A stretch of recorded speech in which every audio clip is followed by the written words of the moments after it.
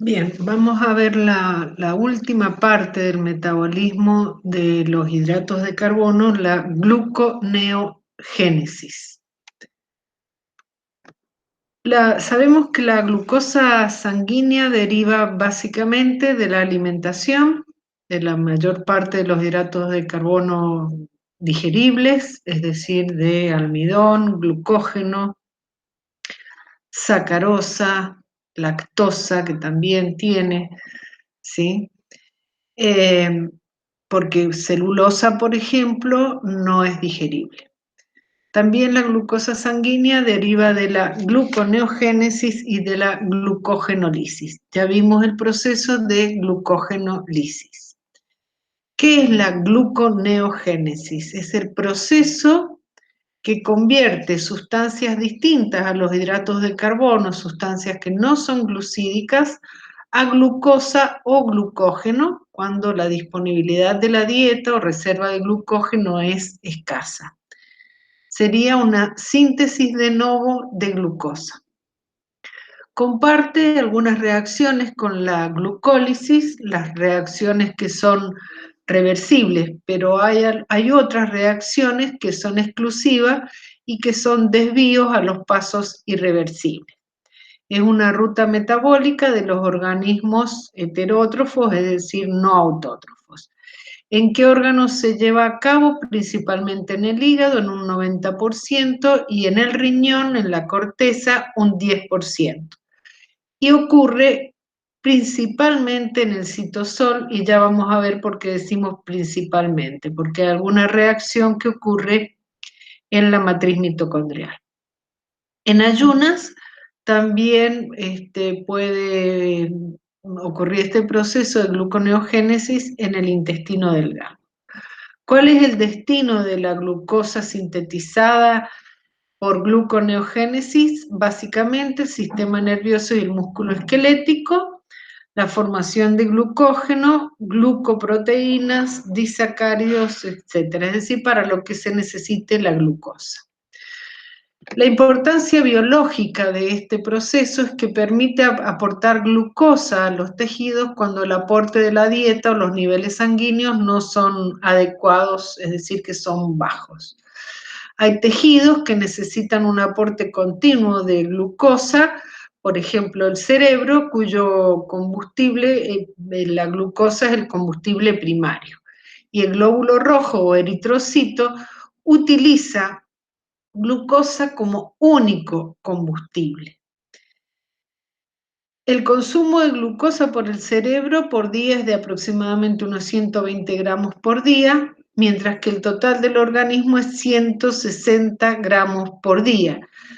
Por lo que vemos que, digamos, el cerebro se lleva una buena parte del consumo de glucosa.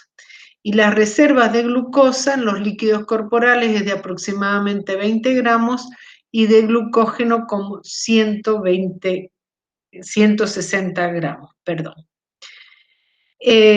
Por lo tanto, las reservas directas de glucosa, que sería el glucógeno, son, digamos, alcanzan para cubrir las necesidades básicas de un día nada más. Periodos o a veces ni eso. Periodos más largos de ayuno implican la necesidad de sistemas alternativos y esto se da a través de la gluconeogénesis. ¿Cuáles sustancias son sustratos gluconeogénicos? El lactato en el hígado cuantitativamente es el más importante. Este lactato deriva del músculo esquelético y debe convertirse en piruvato, y esto es por la lactato deshidrogenasa. Recordemos que será una reacción reversible. También en el hígado, el piruvato, el glicerol en el hígado y en la corteza renal, la alanina en el hígado. Esa alanina proviene de la transaminación de aminoácidos. Este proceso lo vamos a ver bien cuando veamos metabolismo de aminoácidos. La glutamina, que es otro aminoácido en la corteza renal, y otros aminoácidos que provienen de la degradación de proteínas de la dieta o del músculo esquelético. Aminoácidos que pueden terminar en intermediarios del ciclo de Krebs, entonces, digamos, se transforman en sustratos gluconeogénicos. Ya vamos a ver cuáles son. Entonces, por lo tanto, cualquier metabolito que pueda ser convertido en piruvato u oxalacetato puede ser precursor de glucosa. Estos precursores, dijimos, se convierten en piruvato o entran por la conversión a oxalacetato o dihidroxiacetona fosfato. Si nosotros vemos en este esquema que está acá, la propionilcoenzima A puede terminar transformada en oxalacetato. Propionilcoenzima A se obtiene a partir de la degradación de ácidos grasos de cadena impar. Otros aminoácidos terminan en oxalacetato o en piruvato.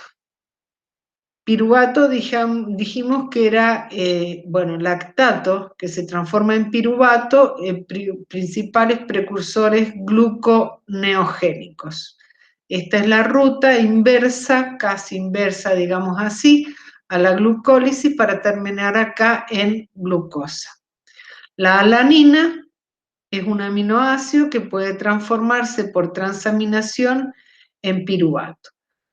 Otro precursor, el glicerol, transformándose en dihidroxiacetona fosfato, ya vamos a ver cómo ocurre, ¿sí? Entonces podemos ver acá cuál es la vía a través de la que llegan a los distintos precursores, digamos, las distintas sustancias no glucídicas a los distintos precursores o intermediarios para la síntesis de glucosa por gluconeogénesis. Si nosotros recordamos, había en la glucólisis 3 reacciones que eran irreversibles y esas reacciones implicaban un descenso importante de energía libre. Fíjense que en cada una de estas reacciones, cuando la glucosa se fosforilaba, cuando la fructosa fosfato se fosforilaba y cuando el fosfonorpiruvato se fosforilaba, eran todas reacciones que, digamos, requieren del aporte de energía.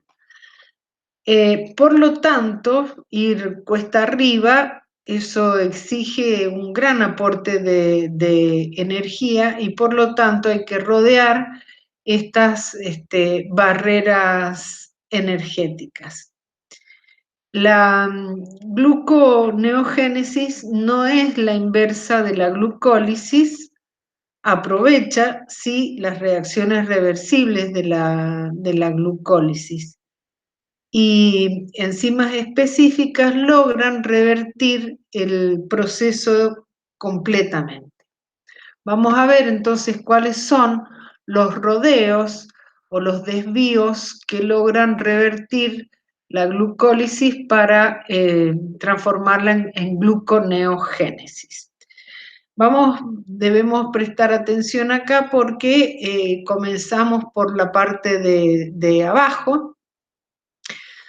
En la matriz mitocondrial, a partir de piruvato, el piruvato se carboxila, ahí hay que formar una unión, ¿sí? Para formar oxalacetato. La enzima que, digamos, cataliza este proceso es la piruvato carboxilasa y requiere de biotina, un derivado de vitamina B, como coenzima. Entonces forma ese oxalacetato. Ese oxalacetato también puede provenir del ciclo de Krebs y si no por la carboxilación del piruvato, pero debe salir. Ese oxalacetato debe salir hacia el citosol, que es donde se realiza la mayor parte de la gluconeogénesis. Este oxalacetato utiliza un sistema de lanzaderas del malato, que lo vamos a ver en otra filmina, para llegar hasta el citosol.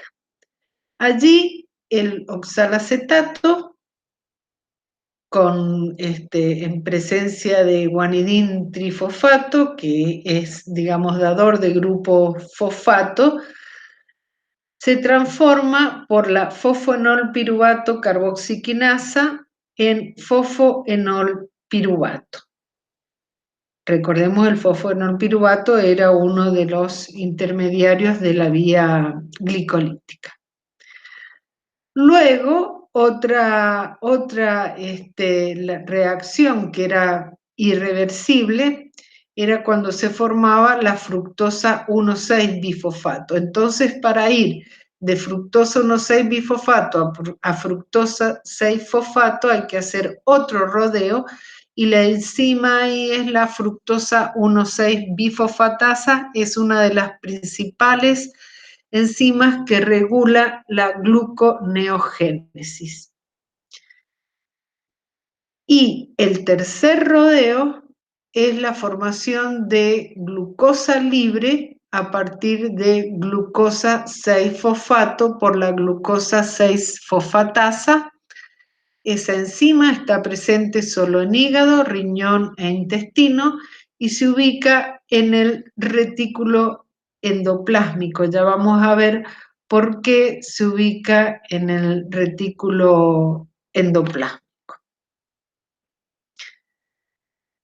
A ver, llegamos a que se producía glucosa 6, glucosa 6-fosfato, y dijimos que en el retículo endoplásmico era donde pasa a glucosa. Si nosotros recordamos de la glucólisis, la primera etapa era por una exoquinasa, esa glucosa pasaba a glucosa 6-fosfato.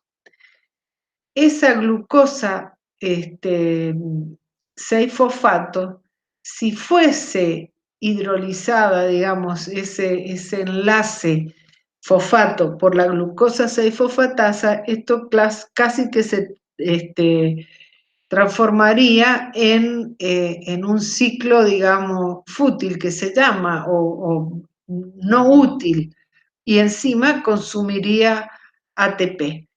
Por lo tanto, esta enzima, la glucosa 6-fosfatasa, tiene que estar separada, tiene que estar fuera del citosol para que esta glucosa 6-fosfato pueda seguir el camino de la glucólisis. Si necesitamos que siga la glucosa 6-fosfato el camino de la gluconeogénesis, entonces esta glucosa 6-fosfatasa tendrá que eliminar este grupo fosfato, pero eso ocurre en el retículo endoplásmico. Entonces vemos que la glucosa 6-fosfato está en el citosol, ingresa por un transportador, y en la membrana adosada a la membrana del retículo endoplásmico se encuentra la glucosa 6-fosfatasa. Esa glucosa 6-fosfatasa pasa a fosfato inorgánico y glucosa, y esta glucosa y fosfato regresan también a través de transportadores al citosol. La glucosa regresa, digamos, en forma de vesícula, incluida en vesículas, y esas vesículas se fusionan con la membrana plasmática y de esta manera se libera glucosa a la sangre. Esta reacción o esta etapa es fundamental en la regulación homeostática de los niveles de glucosa en sangre. El pasaje de glucosa 6-fosfato a glucosa. Dijimos que el piruvato tenía que transformarse en oxalacetato en el primer rodeo, pero que el piruvato está en la matriz mitocondrial. Entonces, el piruvato por la piruvato carboxilasa pasa a oxalacetato.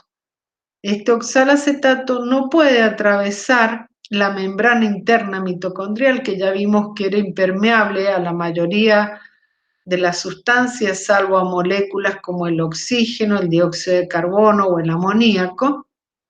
Entonces, este oxalacetato, digamos que lo hace bajo otra manera y lo hace, atraviesa la membrana bajo la forma de malato. Este oxalacetato, por la malato deshidrogenasa, pasa a malato, es decir, el oxalacetato se reduce y el NAD reducido se oxida.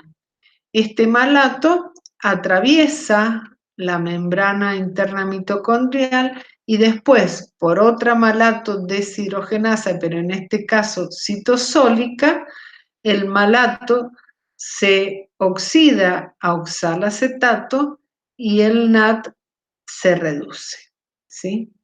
Eso es lo que, bueno, está explicado también acá en palabras, ¿sí? Entonces, esto es el sistema de lanzaderas de malato, se llama sistema de lanzaderas malato aspartato.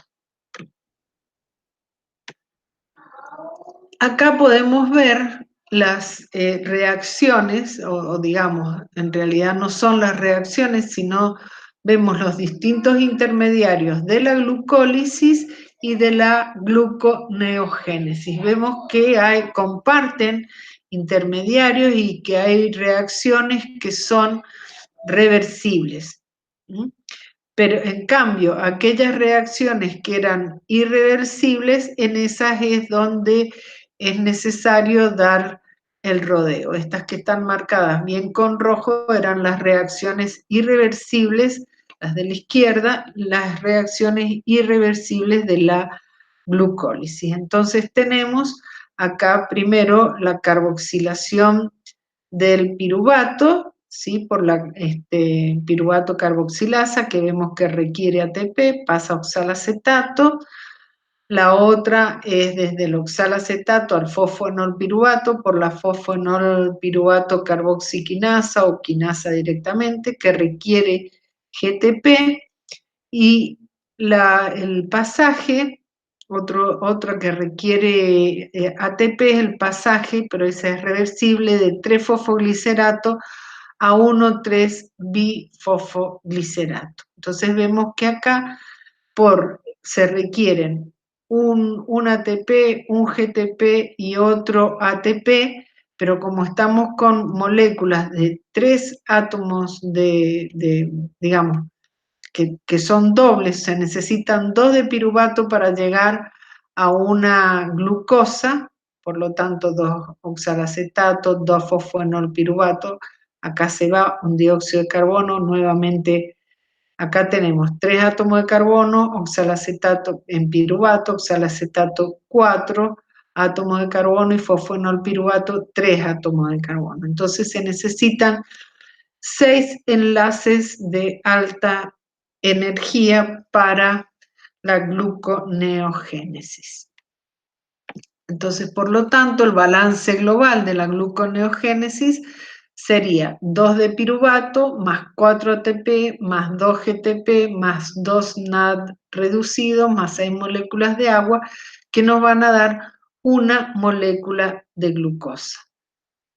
Si hiciéramos por la reacción inversa de la glucólisis, necesitaríamos, en definitiva, 2 ATP. Vemos que la síntesis de una molécula de glucosa debe acoplarse con la conversión de 6 moléculas de ATP en ADP.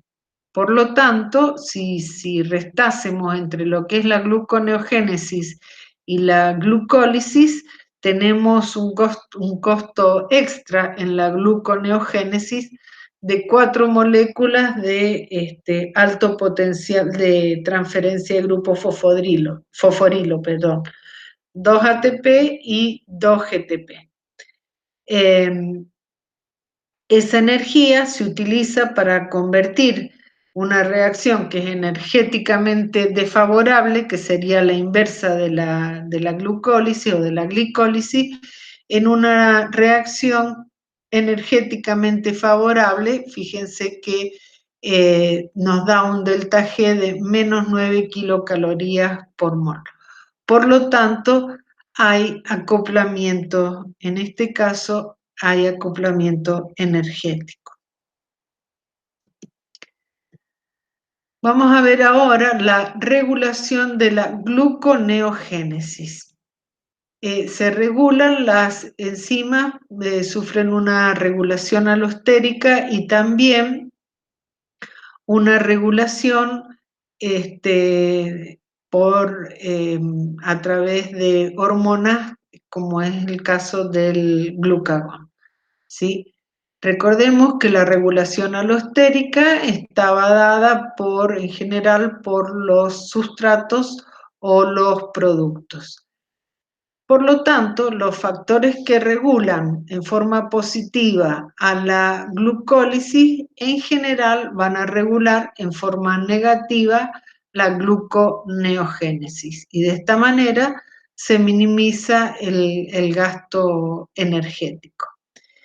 En relación al compuesto fructosa 2,6-bifosfato, ya habíamos dicho en la glucólisis que su aumento era una señal intracelular de un elevado nivel de glucosa en sangre. Entonces, esto implica un aumento de la glucólisis, si hay elevado nivel de glucosa, una disminución de la gluconeogénesis.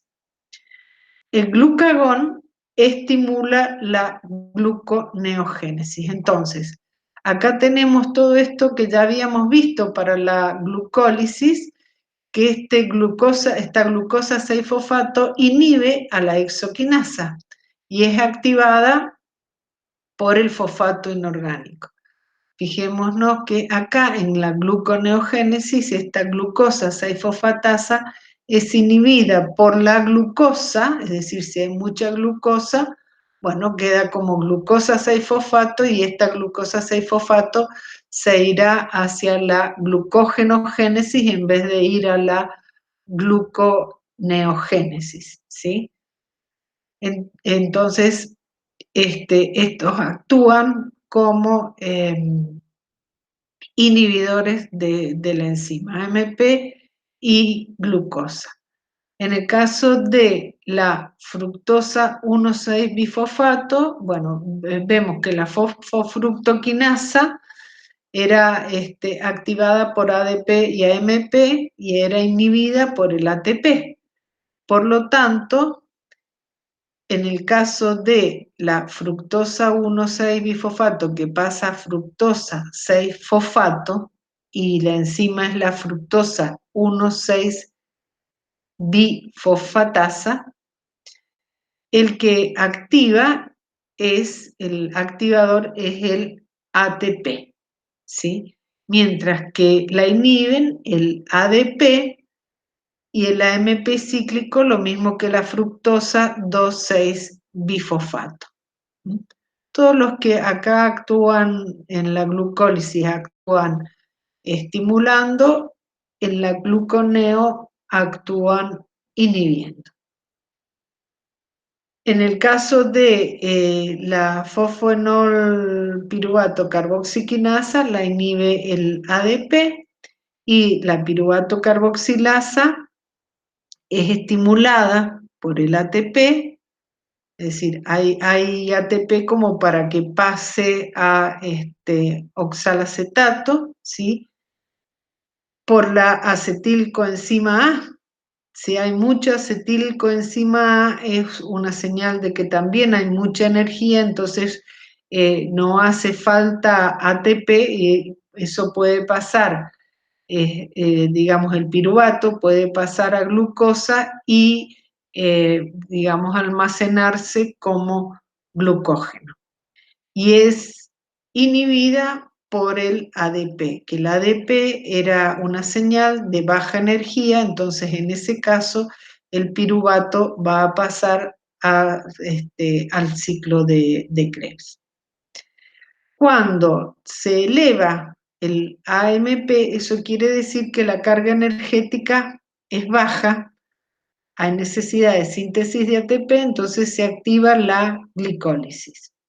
Ahora, cuando tenemos una relación de AMP en relación al citrato baja, esto quiere decir, si acá la parte de abajo es muy alta, si hay mucha cantidad de citrato, la relación esta va a ser baja. Si hay mucho citrato, eso significa que la carga energética es elevada. ¿Por qué se da esto? Recordemos que el citrato venía de la, digamos, condensación entre oxalacetato y acetilcoenzima A. Entonces, si hay mucho citrato es que puede funcionar el ciclo de Krebs y es en definitiva va a producir NAD reducido que va a ir a, y por la fosforilación oxidativa después va a dar ATP. Entonces, si esta relación AMP-citrato es elevada, se desconecta la glucólisis y, digamos, ese piruvato, en vez de ir a la descarboxilación del piruvato para formar acetilcoenzima A, va a ir hacia la gluconeogénesis para formar glucosa. Otros que aumentan la gluconeogénesis son los ácidos grasos libres. La ingestión de alcohol inhibe la gluconeogénesis y esto lo hace porque el alcohol, en presencia de alcohol deshidrogenasa, para pasar, para oxidarse, y esto es parte del proceso de eliminación normal que tiene el alcohol en el hígado, este alcohol se oxida a acetaldehído por la alcohol deshidrogenasa. En esa oxidación requiere de NAD. NAD oxidado, ese NAD oxidado pasa a NAD reducido. Y si hay mucho NAD reducido, eso quiere decir que hay un exceso de poder reductor en el citosol.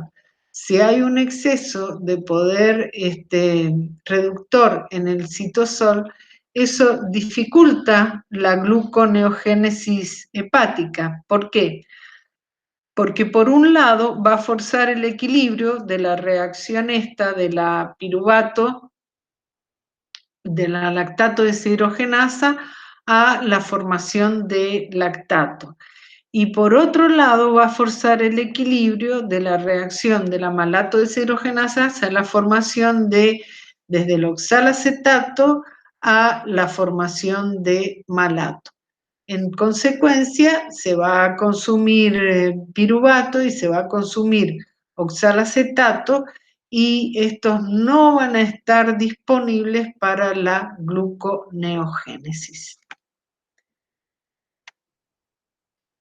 ¿Cómo es la regulación hormonal en general del metabolismo glucídico? Bueno, podemos decir que la insulina, que tiene efectos anabolizantes, favorece la digamos, la glucógenogénesis, ¿sí? Y que el glucagón moviliza el glucógeno igual que la adrenalina. Esto estamos hablando en el hígado. Entonces vamos a ver el efecto del glucagón en la glucogenólisis, lo estimula, en la glucogenogénesis lo inhibe y la gluconeogénesis la estimula. La adrenalina estimula la glucogenólisis y disminuye o inhibe la gluconeogénesis. No tiene efecto la glucogenogénesis y no tiene efecto la adrenalina sobre la gluconeogénesis. La insulina, que es producida por las células beta del páncreas, las células dianas son el músculo, el hígado y el tejido adiposo, y la insulina disminuye la glucogenólisis, aumenta la glucogenogénesis y disminuye la glucogenolisis. Vamos a ver un ciclo que desde el punto de vista de la kinesiología, digamos, o de lo que es para el músculo, es el ciclo de Cori. Dijimos que el lactato era un precursor gluconeogénico casi el más importante. Sabemos que el lactato se producía, o el ácido láctico, el lactato proviene del ácido láctico, se genera en las células que no tienen mitocondria, en los glóbulos rojos, pero también en condiciones de baja cantidad de oxígeno en el músculo durante un ejercicio intenso. Entonces, ese lactato producido en el músculo se libera a la circulación y es captada por el hígado. En el hígado se transforma en piruvato desde el lactato, esta reacción ya la conocemos, por la lactato deshidrogenasa, pero nosotros habíamos visto en el otro sentido, utilizándose NAD oxidado como cofactor. Entonces, allí en el hígado, ese lactato se transforma en piruvato y ese piruvato finalmente por la gluconeogénesis se transforma en glucosa. En los tejidos, fíjense que el piruvato es transformado en glucosa en un tercio de lo que es, de la cantidad que hay en el hígado. En los tejidos gluconeogénicos, la reacción de la lactato deshidrogenasa está desplazada más hacia la formación de piruvato, de glucosa y glucógeno. Es decir, que esta reacción hacia la izquierda es más importante en el hígado, en tanto que en el músculo, donde sobre todo en anaerobiosis, la reacción está más desplazada hacia la derecha, hacia la producción de lactato. La glucosa producida a partir de este lactato es liberada a la sangre y allí puede ser utilizada como combustible en el músculo y otros tejidos. Y la energía provista por la oxidación del lactato a piruvato proviene del NAD, ¿sí? Que él se reduce. ¿Cuál es la importancia biológica de digamos, del ciclo de Cori? Es que juega un papel muy importante en la homeostasis de la glucosa, además está implicado en el equilibrio ácido-base. ¿Por qué? Porque si se acumula lactato bajo la forma de ácido láctico, esto influye en el equilibrio ácido-base,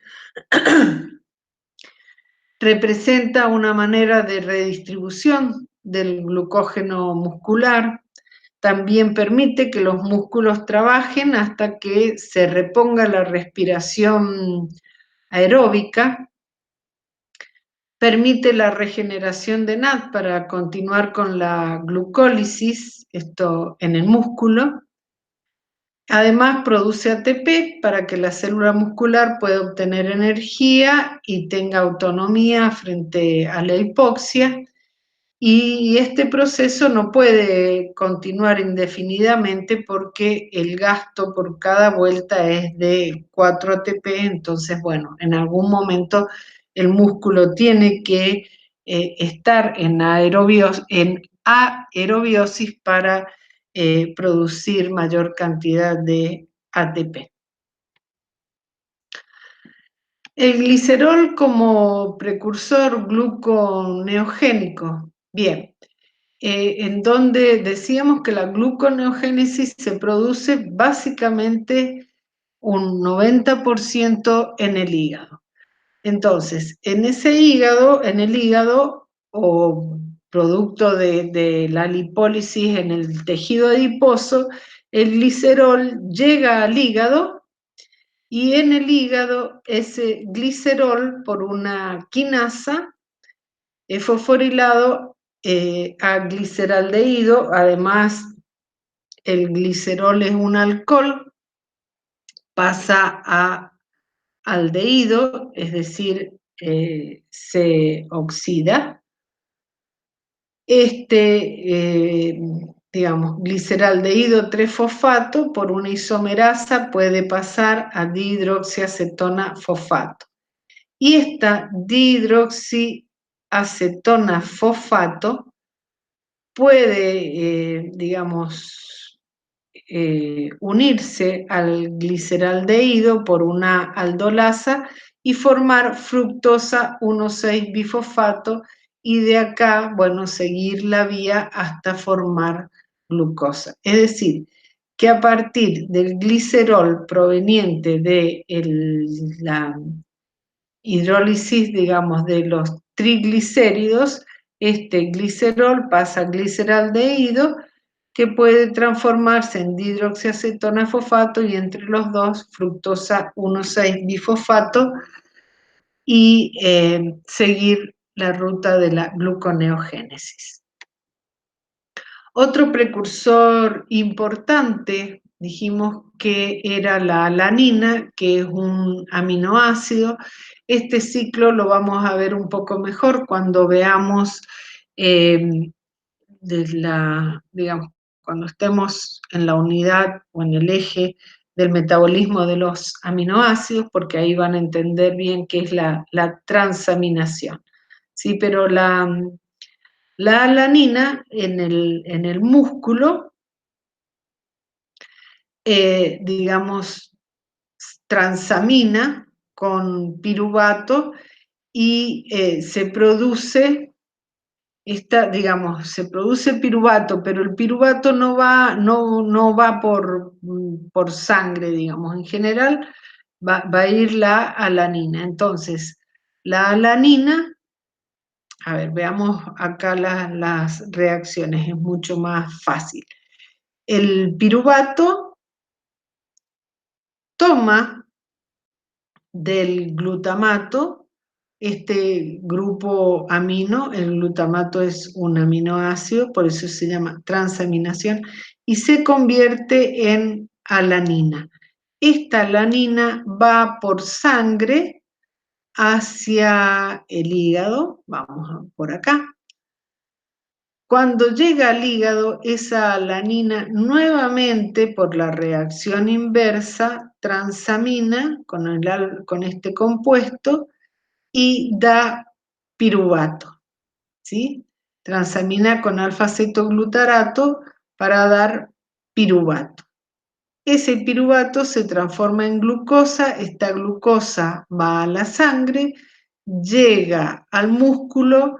En el músculo esa glucosa se degrada hasta piruvato.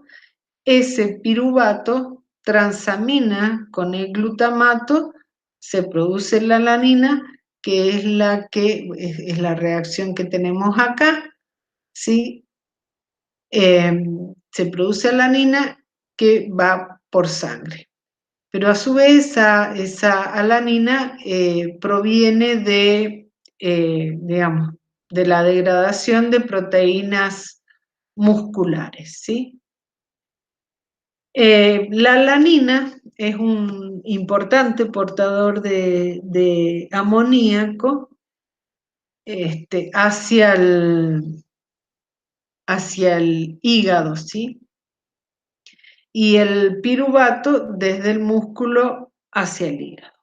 Luego ese el amoníaco es eliminado como urea. Esto lo vamos a ver bien en el proceso del metabolismo de los aminoácidos. Este proceso es importante, el de la alanina como precursor gluconeogénico, porque ayuda a mantener la glucemia durante los periodos entre las comidas, y además para mantener el balance del nitrógeno.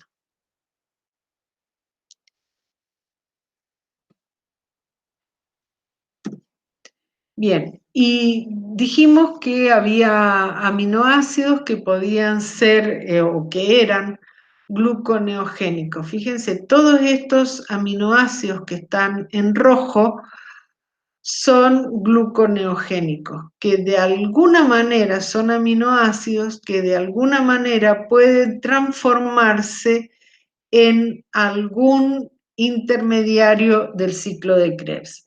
Entonces, acá tenemos un grupo, arginina, glutamina, histidina, que por transaminación dan glutamato y ese glutamato puede dar alfa-cetoglutarato.